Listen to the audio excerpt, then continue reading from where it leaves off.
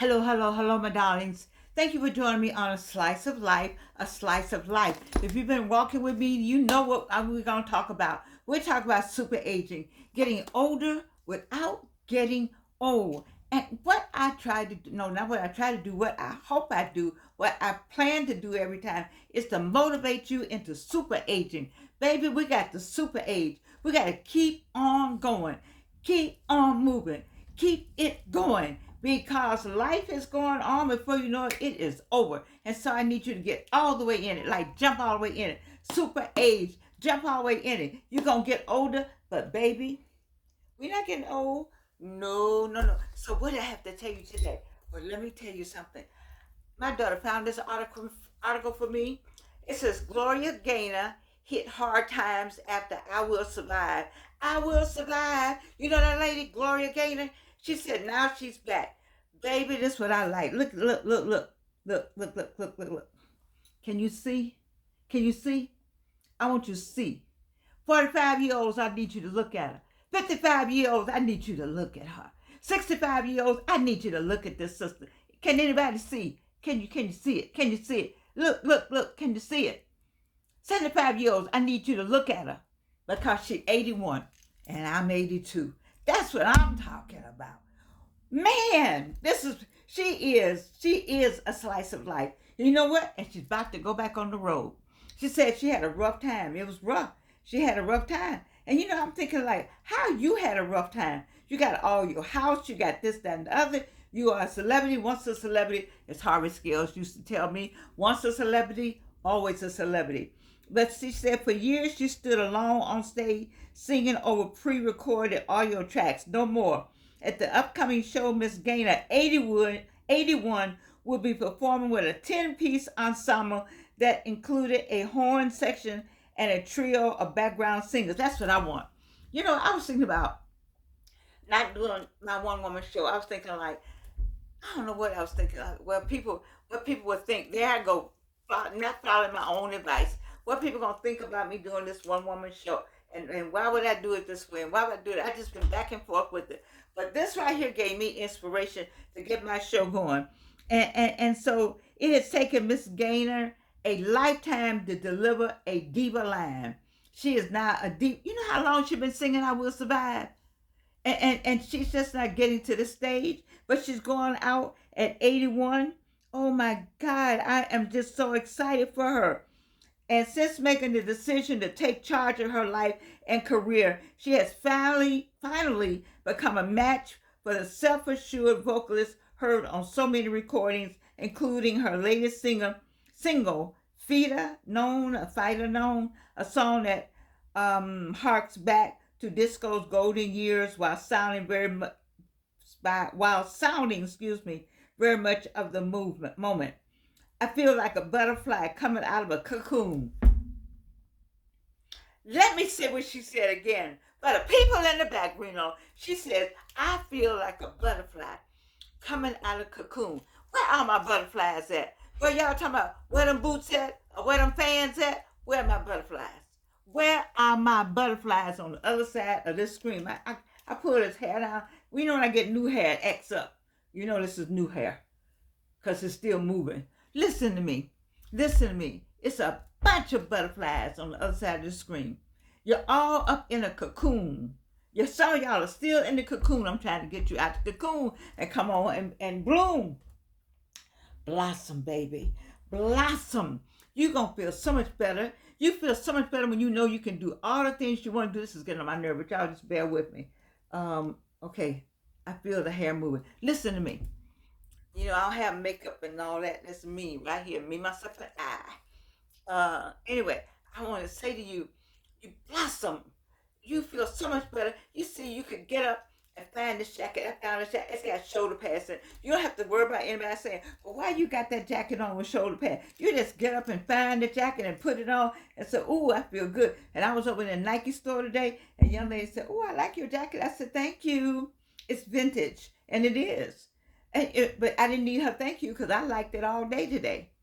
Off and on, you know, it was warm, and then I don't like air conditioning on me. I get cold. But I said all that to say, she said, I feel like a butterfly coming out of a cocoon. And that is the key for tonight's discussion. Where are my butterflies? Where the butterflies at? Where them playing? Where the butterflies at? Where the butterflies at? Where are you? You are there. You all around the world. You waiting. See, I came out and then I would go back in. I bloom and then I go back in, depending on who said something or how I felt about it or how depressed I got about coming out. But I need you all to come out and come out of those cocoons and turn into those beautiful, majestic butterflies that I know you are. I talk all the time about the talent that's on the other side of the screen that nobody ever knows about. You see, I think people came to my one woman show because they were like, she sings, she does spoken word. When did she start doing that? That's the same thing with some of you. You have so much talent. God has given us all these different fingerprints, and He's given us all a different purpose. It's given us all a different skill, all of it, and all together we are supposed to connect. I often say that. You heard me say we're supposed to connect. That's what God says. We're supposed to love one another, love thy neighbor as ourselves. But this girl is talking about coming out, and I'm saying you come out wherever you are. Come out. You're gonna feel so much better when you come. You think I don't feel better? I feel so much better when I get up and decide, do I want 10 of these on? And do I want 5 of these on? Or do I want 5 on this side? Or do I want 15 on this side? Do I want this hair like this today? Or it's free. I is free. I'm poor English, but I is free. And that is what she feels. At 81, she's going on tour. I envy that. You should not supposed to envy, but I envy she's going on tour. I got to do my one woman show. I got to do it. I got a lot going on right now. Oh, God. But I tell you, academia and art is this beat me up. I can't tell you. It's beating me up, but I love every beat down that I get because I love academia and I love art. I am an artist, and I'm so grateful. I went to the doctor today, and she said your blood pressure, your this, everything is just fine, and I know it's because I am Georgian. And just think how your blood pressure and your cholesterol, all that, it equalize itself out. It'll get normal. It'll get at the point where it's supposed to be. If you just go and be the cocoon that this woman is being, how you gonna start singing, Miss Gaynor? You gonna start singing again and going on the road at 81? I was thinking about, when backstage you had to go up steps. I was thinking about, man, I would like to be on the road, but they had to get me some lift and all that. But I would be so happy. I think I would be so happy to stand on the stage and sing, "Can't we be friends? Just ask your neighbor." Sing my own songs. I don't sing anybody else's songs. I sing the songs that I write. That's what I sing. And I'm looking forward to just getting out there and singing some more at 82. By the time I get together, maybe 83. But somebody come. My students will come to see the old lady maybe. I don't know. I don't know. I'm not an old lady, but that's what they'll think. But I'm saying to all my cocoons out there, I feel you. You're in the cocoon. And you peeping out. You peeping out. You're trying to figure out how to get out. Then you say, no, you roll yourself back. And then you roll yourself forward. And you peep out. You say, oh, it's rough out there. I'm rolling myself back. Baby, come out of the cocoon. Come on, be like this woman. You see how good she look? Look how she just smiling. You see how I smile? See how happy I am? See, do you see? You got to make up your mind. What I tell you all the time? There's nothing like what? A made up mind. So this is Resurrection Weekend. And on Sunday we will celebrate the resurrection of our Lord and Savior Jesus Christ. We will. And People out today, we got a little one, so you know how you have to have this and that and other for the little one. And every child, not every child enjoys it, but most of you on the other side of the screen, you know what I'm talking about that dress and that hair and them little socks and little shoes and some stockings and some heels for the first time. All of us have gone through that, and the Easter speech. Oh my God, baby. Let me stop just a minute to talk about the Easter speech. I don't know about white people. Maybe you did Easter speeches. I don't know. But the black church, baby, you get the Easter speech. And what's the first speech? Everybody knows it before I say it. What's the first speech you get at 3? Go on, say it with me. Jesus what? Wept. And the children say what? Jesus did what? Swept.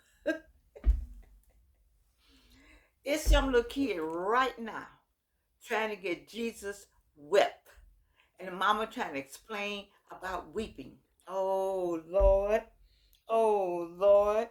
Weeping, weeping, weeping. Don't let me get on that weeping and joy comes in the morning. I love the Easter speeches because that gives you the foundation. The church is where you go and be somebody. You start out in the church learning the Easter speech.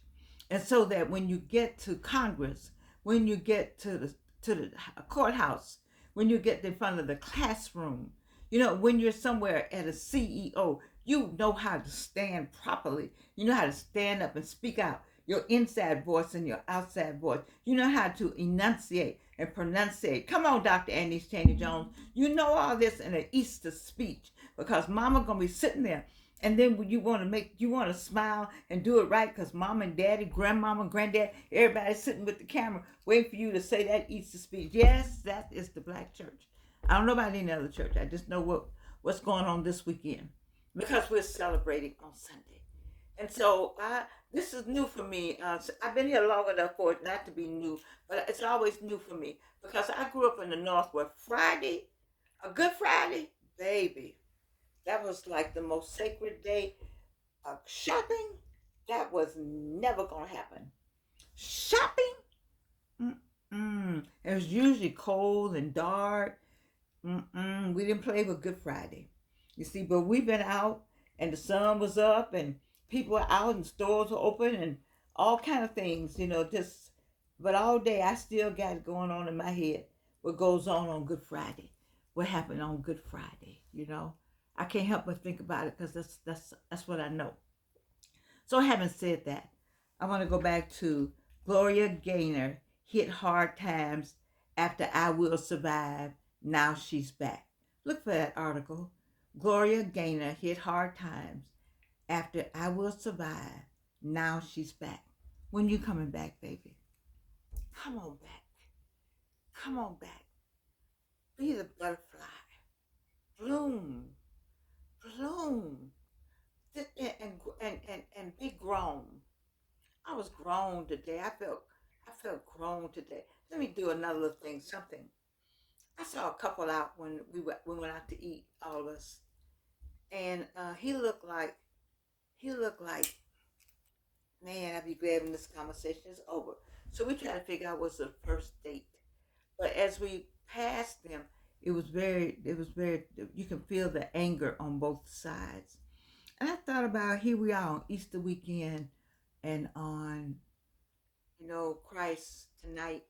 I was thinking about how he was kind of raising his voice and how she was talking back like this is what I need to have. And he was saying da da da what he was saying, and both of them were so unhappy. Two beautiful, beautiful people, very nice looking. They looked maybe like they were 40, 41. And I was thinking about the argument, and I wanted to say to both of them, whatever it is, just let it go. Now you don't have to just if he said he needs that, you give him that. She needs that, give him that, and go on your separate ways. Because life is too short to be all stressed out. I wasn't in their business, but it just made me want to say something to some of you. Um, Life is too short to be stressed out with anybody. If you're not happy with that person, why are you still with that person. You think they don't know that you don't want to be there? And then if you're hiding it, what kind of life is that? What kind of life that you lying? And what kind of life is it when you lying to your man, or lying to your woman, or lying to your partner? What kind of life is that? I know you all didn't ask for all this on this Friday, but I can't say I want to. I can't make everybody happy. You can only make yourself happy. But what's wrong with making yourself happy? Do you know how much foolishness is going on up in DC? You know how many schools are losing their school? They're closing their doors. Somebody sent me something, not Southern, but maybe another Southern, closing their doors after 175 years. They got to close their doors. Harvard, because they got the money, the up east people, they're going to fight whatever it is. We're in some trying times. It's some trying time. We need to be at a pleasant place, and make a pleasant place for yourself. Can't nobody make you happy but you. And if you're waiting for that person to make you happy, you're waiting on the wrong person. Because that's not going to happen. It'll never happen. That's why you won't be happy. Yeah, I don't know what made me go off, but you know, when God give me something to say, when I start talking like this, I'm not talking. He's telling me what to say, just flowing out of my mouth. But somebody on the other side of the screen, I need you to hear it.